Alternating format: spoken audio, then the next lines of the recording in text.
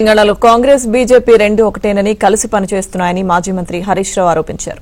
కాంగ్రెస్ అభ్యర్థి నవీన్ యాదవ్ తమ్ముడు వెంకట్ యాదవ్ కు 3 ఓట్లున్నాయని డూప్లికేట్ ఓట్లపై ఫిర్యాదు చేసినా ఎలక్షన్ కమిషన్ పట్టించుకోవడం లేదన్నారు. కేంద్రంలో అధికారంలో ఉన్న బీజేపీ పట్టించుకోవడం లేదని ఆగ్రహం వ్యక్తం చేశారు.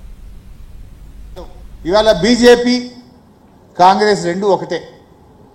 ఎందుకు ఈ మాట అంటున్నామంటే ఇవాళ జూబ్లీహిల్స్ లో పోటీ చేస్తున్న అభ్యర్థి నవీన్ యాదవ్ తమ్ముడు వెంకట్ యాదవ్ ఆయనకు 3 ఓట్లున్నాయి.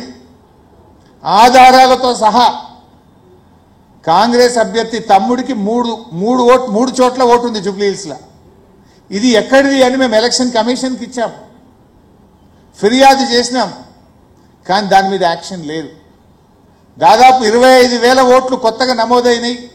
ఇందులో డూప్లికేట్ ఓట్లున్నాయి, వాళ్ళు అక్కడ ఉండడం లేదు, దొంగ ఓట్లున్నాయి, ఓట్ చోరీ జరుగుతుందని బీఆర్ఎస్ ఫిర్యాదు చేస్తే కిషన్ రెడ్డికి పట్టది, బీజేపీ ప్రశ్నించది, బీజేపీ దాని మీద ఎంక్వైరీ వేయదు. మీ చేతులు అధికారం ఉన్నా మీరు పట్టించుకోరు.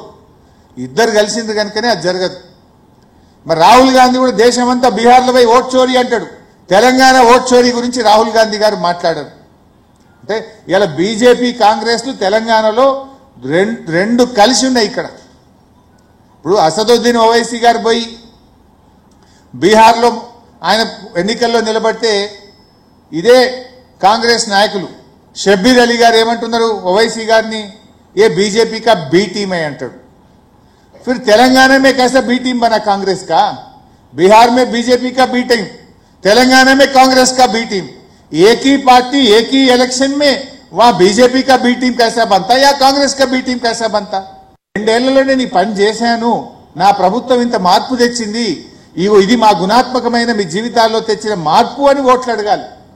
కానీ రేవంత్ రెడ్డికి చేసిందేమీ లేదు, చెప్పుకోవడానికి అంతకంటే లేదు. కనుక అదే బ్లాక్ మెయిల్ మైండ్ సెట్ తో ఉన్న ఈ ముఖ్యమంత్రి ఇవాళ జూబ్లీ హిల్స్ లో బీఆర్ఎస్ నాయకులను, నువ్వు బీఆర్ఎస్ నాయకులు కాంగ్రెస్ లో చేరకపోతే నీ ఇల్లు కూలగొడతాం, నీ వ్యాపారాలు దెబ్బతీస్తాం, నిన్ను ఇంకేదో చేస్తాం అని ఇవాళ బీఆర్ఎస్ కార్యకర్తల మీద నాయకులను వేధింపులకు గురి చేసే ప్రయత్నం చేస్తున్నాడు.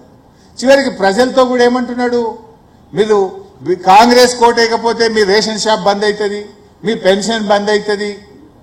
నీ అయ్యే జాగిరా, నువ్వెవరి బంద్ చేయడానికి? This is democracy. నీ ఇంట్లోకెళ్ళి ఇస్తున్నావా, నీ నాయన డబ్బులు ఇస్తున్నావా? ప్రజల సొమ్ము ప్రజలకు ఇస్తుంది, ఇది ప్రభుత్వం బాధ్యత. కానీ ఇలా ముఖ్యమంత్రి ఏంటంటే ఓటమి భయం పట్టుకున్నది, చెప్పుకోవడానికి ఏమీ లేదు. అందుకే ఇలా రేవంత్ రెడ్డి బ్లాక్ మెయిల్ కు పాల్పడతా ఉన్నాడు, ప్రజలను బెదిరించే ప్రయత్నం చేస్తా ఉన్నాడు. ప్రజాస్వామ్యంలో బెదిరింపులకు తావులేదు, స్కీములు బంద్ చేస్తా అని చెప్పడానికి అవకాశం లేదు.